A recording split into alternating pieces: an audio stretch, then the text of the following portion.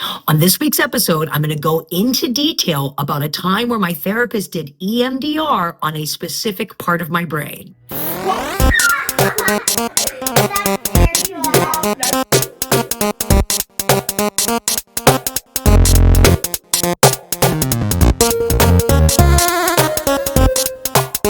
Hi, everyone. Welcome back to another episode of Trauma Informed Talk with Coach Gabby. I'm Coach Gabby. So over the last few weeks, we've been talking about EMDR. We've been talking about being kind to yourself. Last week, we specifically talked about being kind to yourself if you're activated in fight, flight, or freeze mode. I also have loosely talked over the weeks about parts work, internal family systems that my therapist has done for me. Well, today we're going to go in depth and talk about parts work and EMDR and how my therapist did EMDR on a very specific part of my brain. And the first one we did was fight. We talked about that last week, fight, flight, or freeze. And I told you I refer to fight as Wolverine. So I'm going to break down how that experience went, and maybe it's something you'll want to try with your therapist. So doing EMDR on a specific part of your brain isn't that much different than doing it for a specific trauma.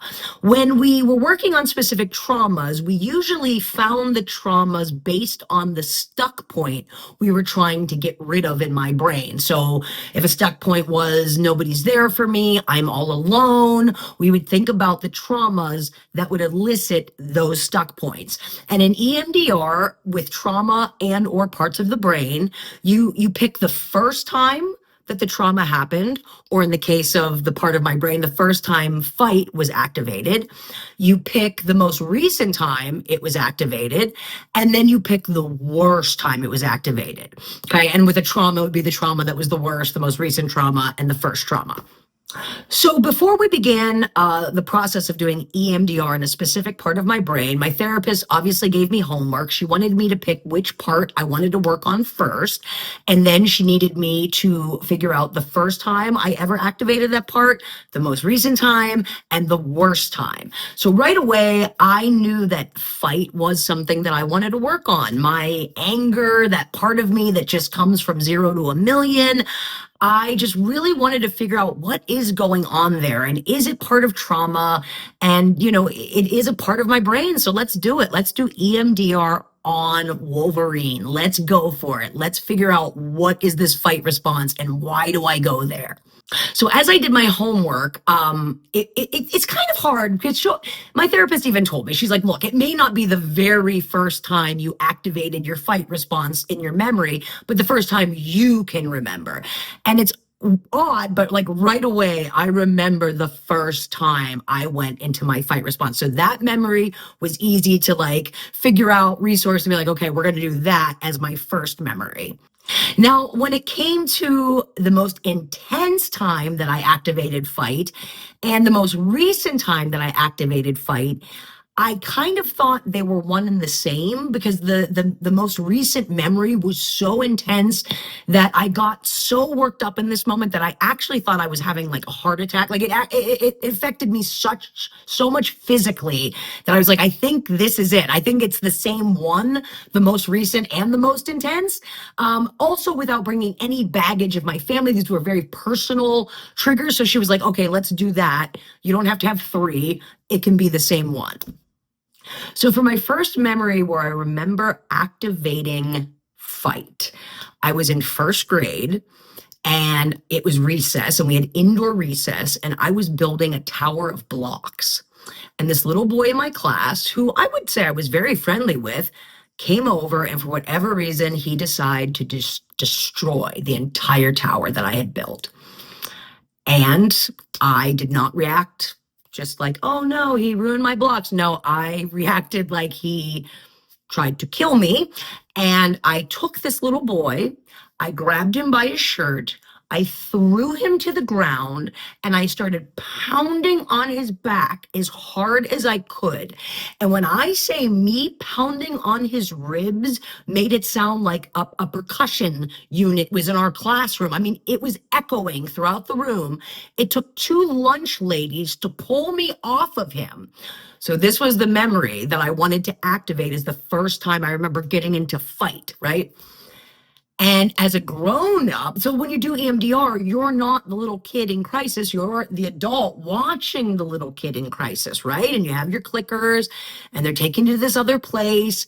And right away, I was able to be kind to little Gabby because right away, I remembered what was going on in little Gabby's life, what had happened that summer before. There was so much trauma. I also remember that Gabby had older siblings who tortured her a lot, a dad who thought it was hilarious to throw his slipper every time she built blocks. There was a lot of lack of control for little Gabby, a lot of rage for little Gabby, a lot of fire inside of little Gabby. And I felt so sad for little Gabby that she would be that rageful over, I mean, something so silly. It wasn't silly to little Gabby. It wasn't, because she was holding on to so much internalized pain. It wasn't just a little boy being cruddy in a minute. It was someone just once again trying to break her down when she was just trying to build something.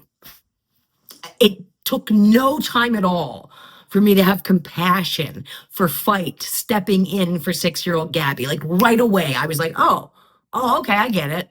I totally get what was going on with her. But when I was a little kid, I would always go back to that memory and really be hard on myself, beat myself up, just felt really horrible about it, especially because that little boy was my friend. By the next year, I was madly in love with him. I like kissed him. I was asking him to be my boyfriend. It was a lot. So I was glad to be able to finally release all of that guilt I had felt since I was a 6-year-old in this one little EMDR moment. So after remembering the first memory, I already was like easing up on how I was feeling about that specific part of my brain. Like I was already viewing that part of my brain as Wolverine, you know, my favorite X-Men, a superhero, someone who just can't control his rage, but he's doing it to protect you. And it just gave me such peace for the fight part of my brain. So then we moved on to the most intense and the most recent. And that had happened maybe 1 year prior to us doing this session. And it was right when I was finally getting back to perform in the schools during the pandemic. It was like after the booster shot came out, or the vaccine, so people were a little bit more likely to let performing happen again. It was like that first school year that we were actually doing shows. I mean, it was a lot. And I was driving to a gig and I was very far away from home, somewhere I was not familiar with. And they were doing local road work. And the guy, and I was on a very steep hill. It was very dangerous and I was at a stop. And the guy, as I was approaching him, he had the stop sign up. But as I'm approaching him, he turns it and it goes slow. So I start to go.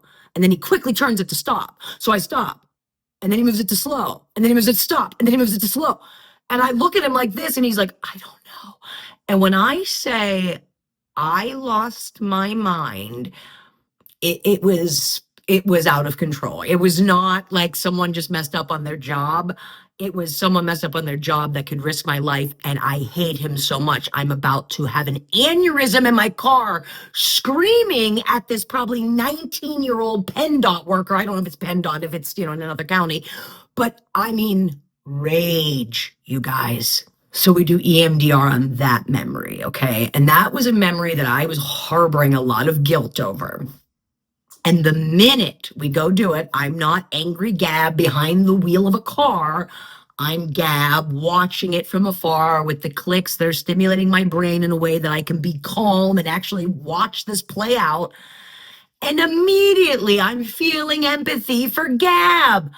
First of all, the pandemic, everyone thought they were going to die. We were all living with a fear of death. So that was just imminent in my all being. My job was illegal during the pandemic. I just moved into a new rental and then I couldn't work. Literally, I was out of work for over a year and a half, not one gig for a year and a half. It was terrifying. So I was at my highest fear level. I was already afraid of death. There's a worker, someone who gets to have a job, and he can't even get it right. That was something I was really bitter about during the whole pandemic, just like the crappy service you got everywhere, but they got to have a job and I didn't. I mean, it was a lot going on for Gab. So immediately in this memory, I'm thinking about every reason why Gab was activated. And I'm having nothing but empathy for Gab because I know where she was in life in that moment. And this is why EMDR is so remarkable, because I was still harboring guilt until we started doing that session. And immediately I was like, no, I was just a human in one of the most anxious moments of my life, having a reaction to a worker who almost sent me down a hill where trucks are coming up and I would have been on a head-on collision. So yeah, maybe I was upset because I had been out of work and I could have gotten a car accident. Even if I hadn't died, it could have cost me money. Like, I was valid to be angry. I didn't have to be that angry, but I wasn't crazy, and I certainly wasn't like 100% wrong. And I was able to give Gab the compassion that Gab deserved in that moment. And this is why I'm a firm believer, and I really love EMDR, and I also love parts work, and combining the two is just magic. Because anything you can do to help you give yourself grace, to give yourself compassion, to lead your memories with kindness for yourself. I mean, if you give everybody else grace and you look at them like, oh, they're just a human, you're just a human. You are just a human. And if you struggle with finding kindness for yourself, finding grace for yourself, finding compassion for yourself, EMDR and parts work might be right for you. So if you're seeing a therapist, bring it up. If you're not seeing a therapist, seek one who works on these things.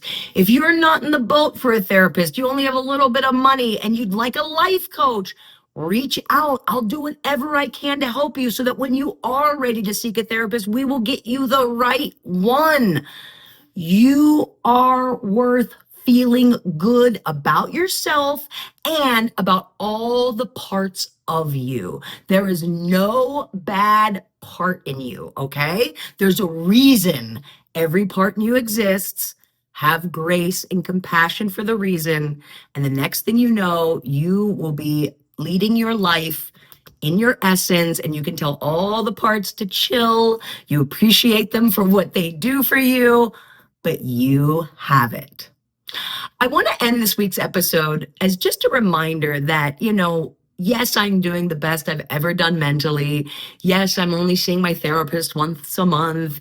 Yes, things are going really well. However, I still struggle, right? I still have OCD rumination that I have to stop. I still have fight, flight, all the other parts who want to pop in, and I have to be like, hey guys, I got it. It's never going to just be silent for me, right?